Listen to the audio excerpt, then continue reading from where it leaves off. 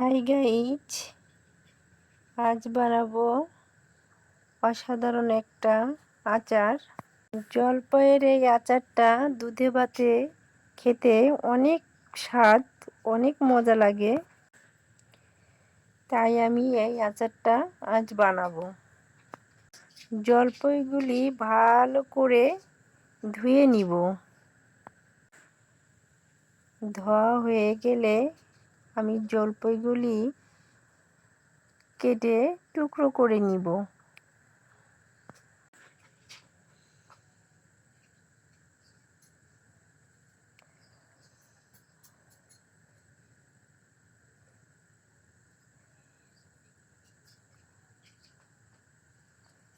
জলপাইগুলি কিন্তু অনেক সুন্দর।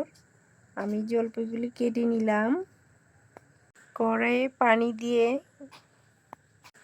কেটে রাখা জলপাইগুলি পানিতে দিয়ে সেদ্ধ করে নিব।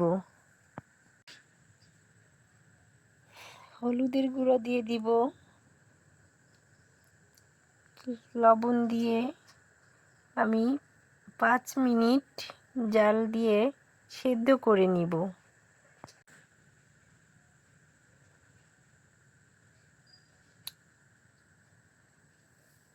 সেদ্ধ হয়ে গেলে জলপাইগুলো পানি ঝরিয়ে নিতে হবে।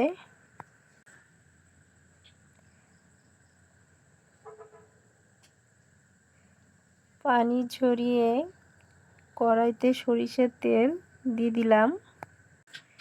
রসুন কুচি দিয়ে কিছুক্ষণ নেড়ে চেড়ে 5 ফোড়ন দিয়ে আমি সেদ্ধ করা জলপাই দিয়ে দিব।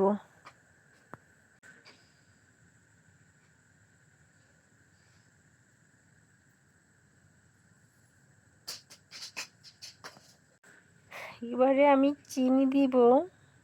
তো মিষ্টি আচার করব, তাই বেশি করে চিনি দিয়ে আমি মিষ্টি করে নিব। আপনারা চাইলে টক মিষ্টি করতে পারেন, তাই চিনি কম দিয়েও করলে সমস্যা নেই।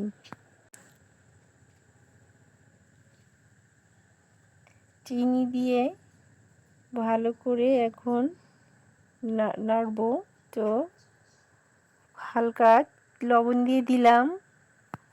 মিষ্টি আচারে সামান্য লবণ দিতে হয়, বেশি লবণ দিলে ভালো লাগে না, লবণ লবণ লাগে। এবারে আমি দারচিনি এলাচ দিয়ে ভালোভাবে নাড়তে থাকব, যাতে নিচ থেকে পুড়ে না যায়। সুপ্রিয় বন্ধুরা, এভাবে বানিয়ে নেব আমি মিষ্টি আচার। এই আচারটা কিন্তু অনেক সুন্দর এবং অনেক ভালো লাগে। তো আমি 5 ফোড়নগুলি ভেজে রেখেছিলাম। তো নামাবার আগে 5 ফোড়নগুলি দিয়ে নামিয়ে নিব। আমি কিন্তু এই আচারে একটুও মরিচ দেইনি, কারণ আমি এটা দুধ ভাতে খাবো। তো আপনারা চাইলে মরিচ দিয়েও করতে পারেন। আপনাদের যদি আমার এই আচারটা ভালো লাগে তাহলে আমার পাশে থাকবেন।